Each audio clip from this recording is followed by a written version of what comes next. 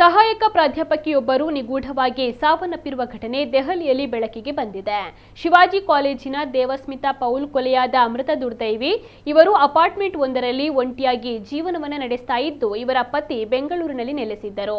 ಇನ್ನು ಮೃತಳ ಸಹೋದರಿ ದೇವಾರತಿ ದೇವಸ್ಮಿತಾಗೆ ಹಲವು ಬಾರಿ ಕರೆಯನ್ನ ಮಾಡಿದ್ದಾಳೆ. ಆದರೆ ಈಕೆ ಕರೆಗೆ ಉತ್ತರಿಸಿಲ್ಲ. ಇದರಿಂದ ಆತಂಕಗೊಂಡ ದೇವಾರತಿ ಫ್ಲಾಟ್ ಬೀಗವನ್ನ ಮುರಿದು ಒಳಗೆ ಹೋಗಿ ನೋಡಿದಾಗ ಈಕೆ ಕೊಲೆಯಾಗಿರೋದು ಬೆಳಕಿಗೆ ಬಂದಿದೆ. ಇನ್ನು ಈ ಬಗ್ಗೆ ಮಾಹಿತಿ ಪಡೆದ ಪೊಲೀಸರು ಘಟನಾ ಸ್ಥಳಕ್ಕೆ ಭೇಟಿ ನೀಡಿ ಪರಿಶೀಲನೆಯನ್ನು ನಡೆಸಿದ್ದಾರೆ. ಪ್ರಾಥಮಿಕ ತನಿಖೆಯ ಪ್ರಕಾರ ದೇವಸ್ಮಿತಾ ಅವರ ತಲೆಗೆ ಬಲವಾಗಿ ಪೆಟ್ಟು ಬಿದ್ದಿದ್ದು ಗಂಭೀರವಾದ ಗಾಯವಾಗಿದೆ. ಅಷ್ಟೇ ಅಲ್ಲದೆ ಅವರ ಮಣಿಕಟ್ಟಿನ ನರಗಳನ್ನು ಕೂಡ ಕತ್ತರಿಸಲಾಗಿದೆ ಎಂದು ಪೊಲೀಸರು ಮಾಹಿತಿ ನೀಡಿ ಆರೋಪಿಗಳ ಪತ್ತೆಗಾಗಿ ತನಿಖೆಯನ್ನು ಮುಂದುವರೆಸಿದ್ದಾರೆ.